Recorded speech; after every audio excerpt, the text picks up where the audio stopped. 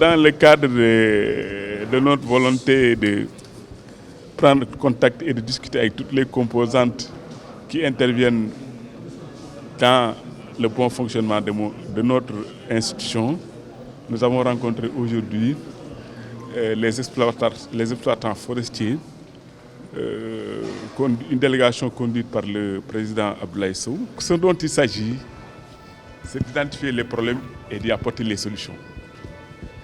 Et le président Abdoulaye Sow, à travers son discours, a listé les problèmes les plus pertinents pour lesquels il souhaiterait que le ministère s'implique dans la solution. Et nous aussi, on en est très fiers et très satisfaits parce que, comme je dis partout, je suis dans un processus d'apprentissage.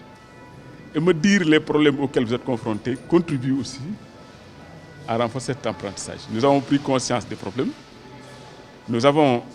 Il y en a déjà peut-être qui ont déjà trouvé une solution. Et pour ce qui reste, nous allons nous mettre ensemble pour y apporter la solution. Mais ils doivent aussi être félicités par la conscience qu'ils ont qu'ils doivent pérenniser la ressource. Parce que la ressource ne leur appartient pas, elle appartient plus aux générations futures. Et dans cette tentative de pérennisation, je peux citer deux exemples. Votre volonté affirmée et prouvée de contribuer au reboisement de ce pays en y mettant la composante sociale la plus efficace qui sont les femmes. J'ai vu également à travers certaines de vos actions, vous êtes conscient de l'effet dévastateur des feux de brousse et la pertinence à promouvoir la prévention au lieu d'attendre que le feu se déclare pour truquer. Donc, si vous mettez en place des pare-feux, c'est une façon en tout cas de limiter la propagation des feux. J'ai également pris conscience des énormes efforts que vous avez faits pour mettre un terme à la compromission de la ressource forestière en Casamance par la coupe illicite de bois. En rendant presque impossible l'arrivée du bois à la destination souhaitée. Parce que si vous êtes intervenu en Gambie et que le bois n'arrive plus en Gambie, les Chinois vont partir, c'est eux qui recèlent les coupes de bois. Ça, il ne faut pas avoir peur de le dire parce que c'est la vérité.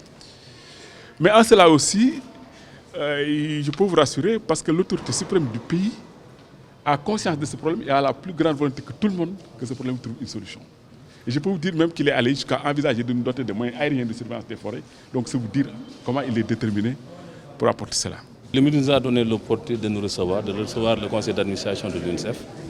Et ça nous a permis de lister les problèmes. Comme vous le savez, la foresterie, lors de la première journée nationale de la foresterie, c'est un temps fort qui nous a permis d'interpeller quand même les autorités. Et que ce message a été entendu par le président de la République, ce qui a fait que des mesures hardies ont été prises pour contribuer à éradiquer l'exploitation illicite qu'on trouve aux lisières de nos forêts. Comme vous le savez, avant le départ de Djamé, c'était crucial pour nous parce que les gens coupaient du jour comme de nuit. Mais aujourd'hui, je peux dire qu'il y a l'accalmie. Il y a l'accalmie parce que des actions concertées entre la présidence, le ministère de l'Environnement, la direction des eaux et forêts et les autorités gambiennes ont permis quand même à favoriser cette accalmie.